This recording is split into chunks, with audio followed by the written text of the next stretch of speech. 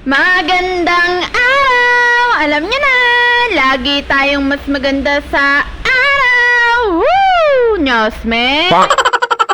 Anyways, kahit holiday nga ngayon, ay for the pasok pa rin ng person. At dahil holiday nga ngayon, wala pa nga masyadong bumibili at napagpasyahan ko na ngang maglinis. Inumpisahan ko na nga sa pag-aagiw dahil napakarami na ngang agiw, Nyosme.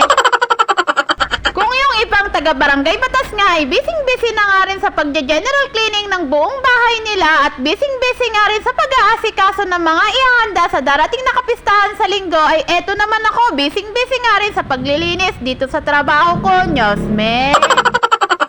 At dahil wala rin naman akong handa sa darating na kapistahan sa linggo, ay dito na nga lang ako magja-general cleaning. Woo!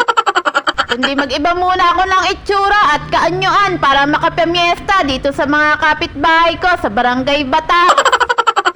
Anyways, dito po ako nagtatrabaho sa Life Forms Medical Supplies dito sa 225 Kiamson Building, Poblacion 2, Silang Cavite. Sa mga naghahanap po ng medical supplies dyan, lalong-lalo na sa mga estudyante ng nursing, ay open po kami ng Monday to Saturday ng 9 to 6 p.m. at pwede po kayong mag-PM sa akin kung ano po yung mga kailangan yung medical supplies. Maayos at maalwan din naman ang trabaho ko dito at nakakapaglinis at nakakapag-asikaso pa nga rin ako sa bahay bago pumasok. Kaso nga lang, dahil nanay nga tayo at marami nga tayong pinapakain ng junakis na pusa, kulang na kulang nga rin ang sinasahod ko dito. Mababa nga lang at below minimum nga ang rate ko dito. Pinagtsatsagaan ko na nga lang muna habang hindi pa nga ako nakakapag-isip kung ano nga yung gusto ko talagang gawin. Mula 2006 hanggang nagkaanak na nga rin ako ng dalawa, ay napakarami na nga rin at iba't ibang pabrika na nga rin ang napasukan ko. Ako kasi yung nanay na hindi mo talaga matagal na mapapapirmi sa bahay. Ang gusto ko nga ay may sarili din akong hanap buhay at kita. Mapapapirmi mo nga lang ako sa bahay kung meron nga akong pinagkakakitaan. Sa totoo lang, sa tagal ko nang tinutulungang maghanap buhay yung mister ko, ay marami na nga rin kaming napundar at kahit papano ay napaayos ko na nga rin ng konti yung bahay namin at nakabili na nga rin ng konting gamit.